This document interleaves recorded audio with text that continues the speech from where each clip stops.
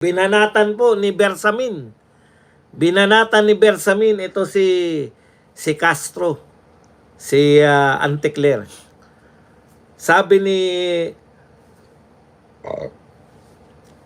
wala na yung dating nakalagay na uli sa kanya, retired Chief Justice Bersamin.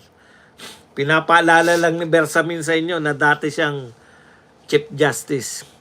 Ito po ang sinabi ni Bersamin tungkol po kay Anticler.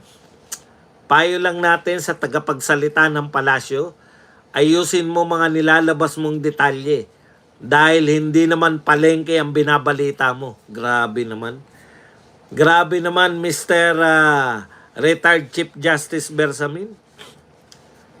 Sinasabi mo bang palengkera si Anticler? Kawawa naman yung mga taga-palengke. Magtanong ka munang mabuti bago ka magsalita.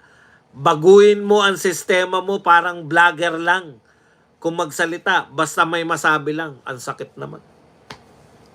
Ang liit naman ang tingin nyo sa amin. Retired Justice Bersamin. Ang liit naman ang tingin nyo sa amin mga vlogger. Para daw si Anticler, parang vlogger lang. Eto ang tanong ko sa iyo, Bersamin. Ngayon mo lang nakilala si Anticler? Ilang taon na ba si Anticler na ginagawa niya yung pagiging palengkera? Kung kailan ka tinanggal, tsaka mo lang sasabihin na pangit yung ginagawa ni Anticler. Pero nung nariyan ka pa, bakit hindi ka nagsalita? Nung magkakampi pa kayo, nung hindi ka pa nilalaglag ni Marcos, bakit hindi mo pinupunayan si Anticler? Di ba? Magdusa ka.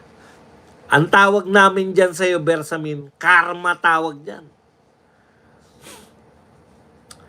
Kinakarma ka na. Kasi, yung tuwan-tuwa ka na ginagawa ni Anticler sa mga Duterte, ginagawa na sa iyo ni Anticler. Biruin mo, diniklara ka na tinanggap na ng palasyo yung pagre-resign mo. Natuklasan mo na lang kay Anticler na nag-resign ka na pala at tinanggap na pala ng palasyo at may kapalit ka na. Yung iba pong posisyon, naghahantay pa ng matagal bago makakita ng kapalit. Ikaw, ang bilis mong palitan. Yung ginagawa ni Anticler na okay lang sa'yo, ginagawa niya sa mga Duterte at sa mga kakampi ng mga Duterte, nung ginawa na sa'yo, biglang palangkera na. Taga-palengke na. Nung ginawa na sa'yo yung ginagawa ni Anticler, vlogger na siya. Sakit mo naman magsalita sa aming mga vlogger. Vlogger din kami, pero hindi kami katulad ni Anticler. Dahil mas masahol pa kami kay Anticler.